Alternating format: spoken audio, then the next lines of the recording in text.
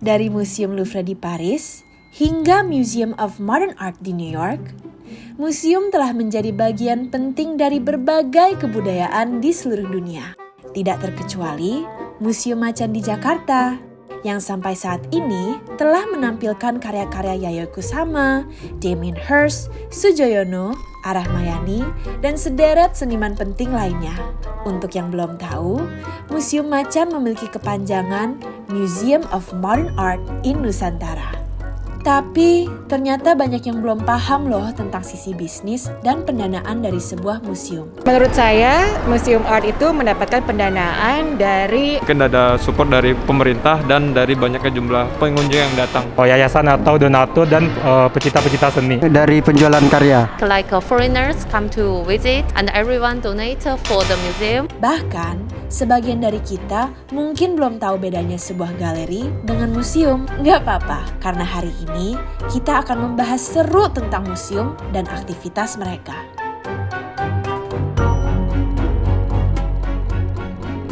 Museum ini merupakan museum seni modern pertama di Indonesia. Beberapa waktu yang lalu, tim TFR berkesempatan untuk datang dan berpetualang di Museum Macan, sekaligus berbincang dengan orang-orang yang memiliki andil dalam pendirian dan operasionalnya. My name's Aaron Sito. I'm the director of Museum Macan in Jakarta.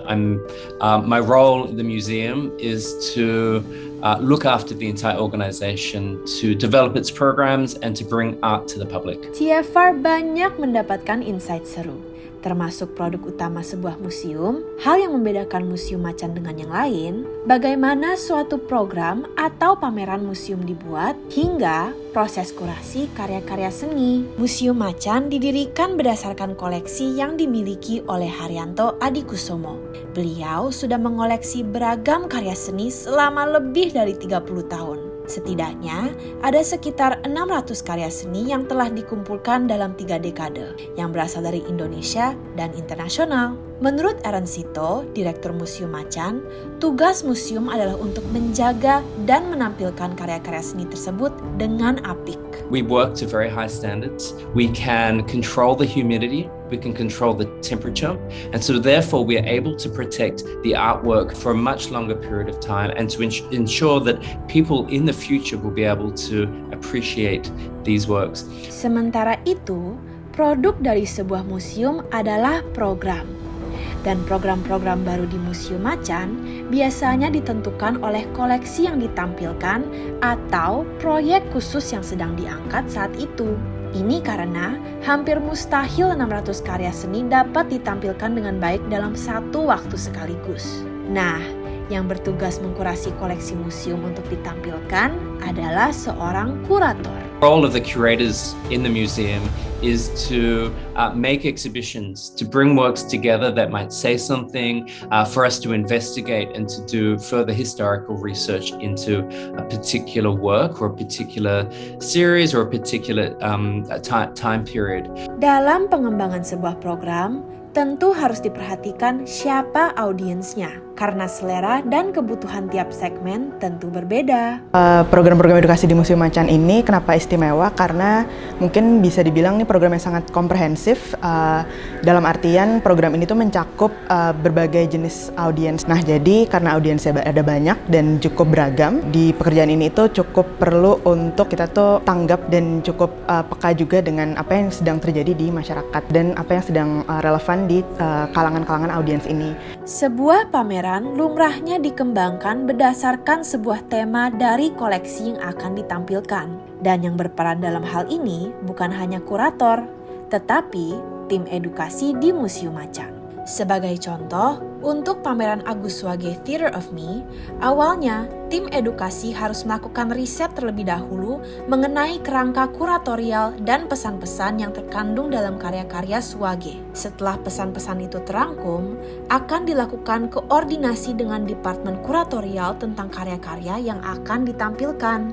Yang kedua, lagi-lagi harus dilakukan segmentasi audiens. Ini akan mengarahkan topik-topik mana dari karya seorang seniman yang akan relevan dengan suatu audiens. Nah, misalnya kalau dengan topik Eswagi itu kan yang sering muncul adalah tentang self-portraits gitu kan, potret diri dan refleksi diri. Nah, ini kayaknya tema yang bisa relevan ke semua usia gitu. Nah, jadi ada berbagai program yang memang dirancang untuk semua usia berdasarkan karya self-portraits itu. Misalnya untuk anak-anak itu kita ada aktivitas menggambar self-portrait sendiri di salah satu education station gitu. Terus ada juga misalnya untuk audiens yang lebih dewasa gitu, mereka juga bisa diajak untuk merefleksikan diri mereka dari topik-topik yang diangkat juga. Seperti layaknya sebuah proyek, riset yang menyeluruh merupakan keharusan sebelum sebuah pameran dikembangkan dan dibuka untuk publik. We're constantly looking at artwork, and we're constantly reviewing the history of art and the works that artists produced at different times in order to perhaps see things in a new light. Sementara itu, proses seorang exhibition designer dalam menerjemahkan gagasan sebuah pameran dimulai ketika mereka menerima suatu gagasan narasi untuk sebuah pameran. Kalau misalkan kita boleh ibaratkan, karya seni adalah objek-objek yang diletakkan di dalam satu kantung, kemudian kurator dalam memutuskan narasi sebuah pameran, memutuskan apakah objek di dalam sebuah kantung ini harus dikategorikan berdasarkan apa.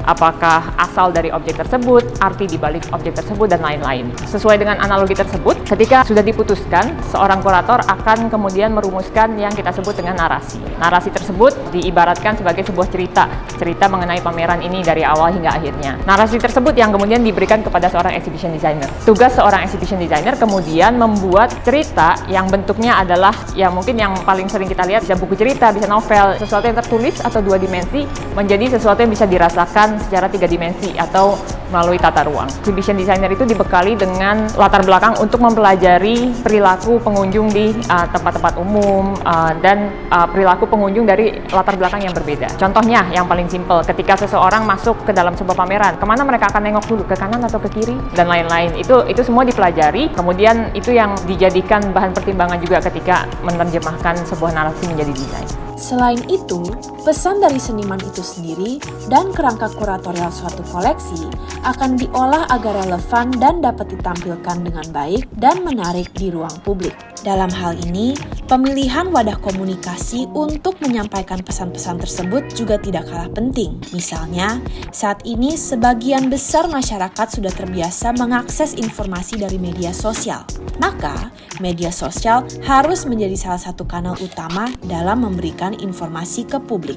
Yang menarik, pihak Museum Macan justru merasa pandemi COVID-19 ini malah memperluas audiens mereka. Ini tampak dari peningkatan pengunjung setelah pandemi. Tapi ya dengan sendirinya sih menurut aku masyarakat sekarang apa aja bisa dijadiin konten ya. Jadi buat mereka akan tetap datang gitu. Terutama juga kita melihat justru sejak pandemi antusiasmenya dari publik terhadap museum itu malah makin tinggi gitu. Mungkin selama beberapa tahun ini mereka di rumah saja gitu atau mungkin nggak bisa kemana-mana, mereka juga jadi banyak melihat mungkin di luar negeri juga ya.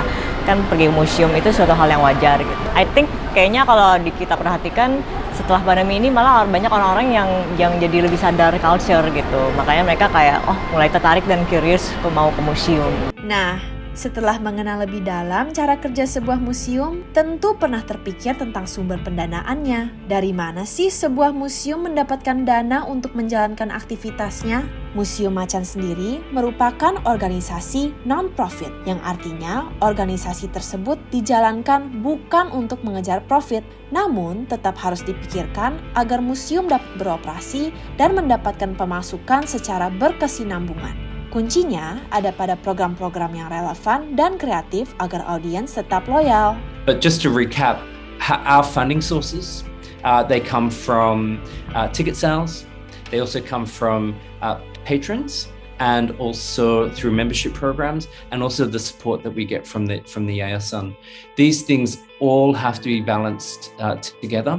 We often also work with sponsors in order to do things. Patron program sendiri merupakan program bagi para pencinta seni untuk mendukung Museum Macan secara finansial. Para patron ini pun mendapatkan hak-hak istimewa terkait berbagai program Museum Macan. Misalnya, terlibat langsung dalam aktivitas museum atau undangan untuk berbagai acara eksklusif. Sementara itu, toko museum juga merupakan wadah untuk Museum Macan berkolaborasi dengan para seniman untuk menciptakan berbagai souvenir yang khas.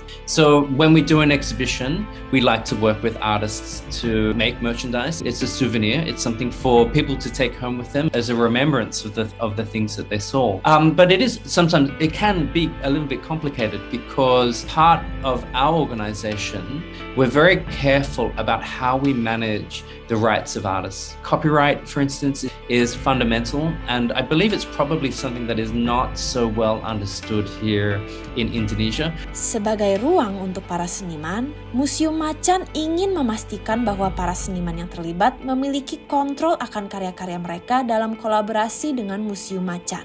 So copyright means that the person who makes the artwork has a property right over that work, over that image, over how it gets used. And so we really want to be able to work carefully with artists to ensure that those rights are not damaged, because it's a way that artists can make money. And as a curator, I want to see artists have sustainability as well. That's one of the things that we ensure that we do when we make merchandise. Is we enter into good relations with artists to make sure that those things managed well, and it's also something that we encourage others to do is to be aware that artists have ongoing rights to their work. Dalam 5 tahun perjalanannya, Museum Macan sudah menorehkan kiprahnya untuk memperkenalkan dan mengedukasi masyarakat tentang seni modern. Tentunya, perjalanan masih panjang dan tim Museum Macan memiliki visi dan harapan untuk langkah Museum Macan ke depannya. I would love Museum Macan to be a leader, not just in Indonesia, but also in Southeast Asia and also around the world. That when people think about contemporary art and Indonesia in the same sentence, they think about Museum Macan. Harapan untuk Museum Macan ke depannya ya semoga sih makin banyak yang aware, tahu dengan Museum Macan, juga mengapresiasi apa yang kita lakukan di sini, dan juga semakin mengerti sebenarnya museum itu apa dan bagaimana sih, dan tentunya juga dengan bantuan dari media seperti kalian bisa juga mengedukasi masyarakat kayak dia tahu museum itu sebenarnya seperti apa gitu. Di sini visi misi kita juga apa. Menurut aku itu juga suatu hal yang mungkin masyarakat masih kurang tahu. Harapan personal saya untuk Museum Macan agar kehadiran Museum Macan ke depannya bisa lebih diterima oleh masyarakat sebagai wadah edukasi ya untuk memperkenalkan dan mungkin mendalami seni modern dan kontemporer di Indonesia. Harapannya mungkin untuk Museum Macan supaya bisa terus mengembangkan program-program kesenian seperti ini, jadi benar-benar terus melebarkan akses seni kepada publik secara lebih konsisten, terus secara juga lebih komprehensif dan juga lebih manusiawi juga sih. Jadi kayak semoga harapannya tuh benar-benar bisa seni bisa menjadi suatu hal yang bisa dinikmati oleh publik dan juga menjadi jalan untuk berkreasi dan juga memaknai hidup gitu kan. Mungkin ya sama sih, semoga museum juga bisa menjadi suatu sarana pendidikan dan sarana aktualisasi diri yang juga nggak hanya educational tapi juga fun juga sih. Jadi kan kadang-kadang sejauh ini kan museum mungkin masih sangat berjarak dengan publiknya gitu kan, dan padahal sebenarnya ada banyak hal yang bisa dipelajari dan dinikmati dari museum. Nah jadi mungkin kedepannya mudah-mudahan itu bisa terwujud sih.